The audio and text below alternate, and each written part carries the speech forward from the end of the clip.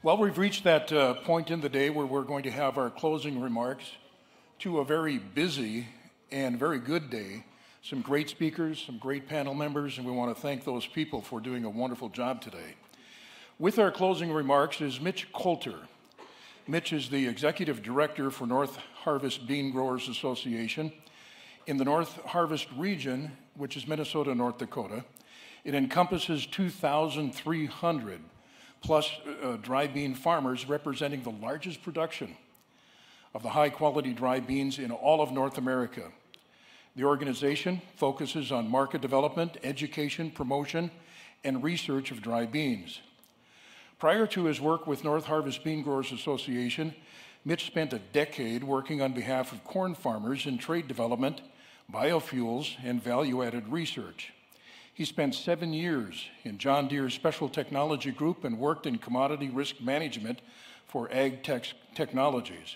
He graduated from South Dakota State University, which us Bison fans won't hold against him, with a double major in agricultural, business, and horticultural genetics. Please welcome Mitch Coulter.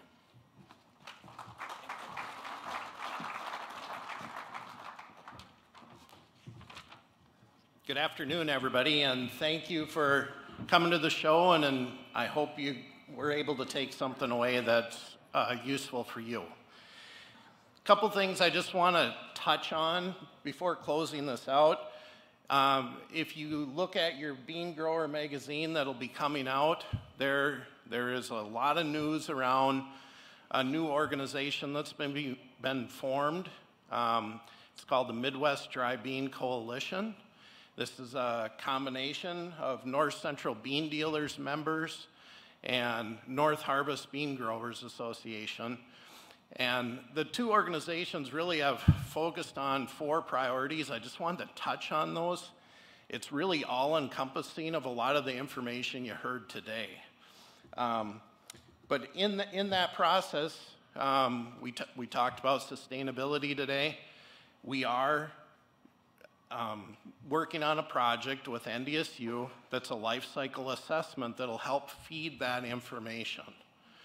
It's not only for processors, but it'll be for the growers too. And we were going to keep that data very confidential, but it'll separate our region from the rest of the bean regions in the US. It'll also make us possibly one of the top vendors in the world. And so it's pretty substantial that we key in on this work. It's not a short-term project. We targeted 3 years, but this might be an ongoing project for a long time. That was the key around what we started the negotiations on trying to put this organization together.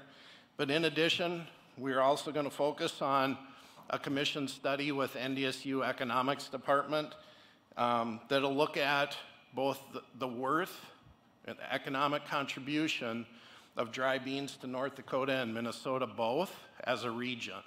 We'll need that information to help sell our self-worth to the world. In addition, we're working on a project around the Coalition for Advancement of Pulses.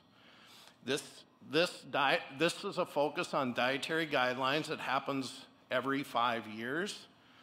We're partnering with a bunch of organizations in the pulse industry. And one of the things we want to do with that is dietary guidelines reduced 5 years ago from 3.5 cups per person per week consumption to 1.5. And we want to get that back because really that cuts our sales directly in half. You know, when you're talking school lunch programs or World Food Aid programs, this is a big deal for us. And so we're going to make a strong effort at trying to get back where we need to be and grow it from there. In addition, one of the last things I really want to touch on with that new organization is we're going to get boots on the ground. We've commissioned Combest, Allen Associates to work on our behalf in Washington, D.C., so now we will have a federal presence. One of the fruits of that labor in the short term is we've had a $35 million allocation of funds to purchase beans. That's one of the early low-hanging fruits. But we're going to be looking more in the policy realm and trying to write language that'll help us with large volume sales and looking at this more from a regional standpoint versus individual plant-to-plant operations. You're going to start to see organizations work together a bit more here, and we're keying in on the coalition idea on a lot of fronts. So if there's any questions around that, I'm happy to answer it. I'll be off to the side. But one of the things I want to thank everybody today, from our sponsors to the booths, speakers, our stakeholders, and our grower leaders. Everybody puts in a lot of effort to make this show go off every year, and we continue to analyze different ways to grow this program, and we just want to thank everybody for participating this year. And if you have any questions, I'll be off to the side, but thank you so much for coming today.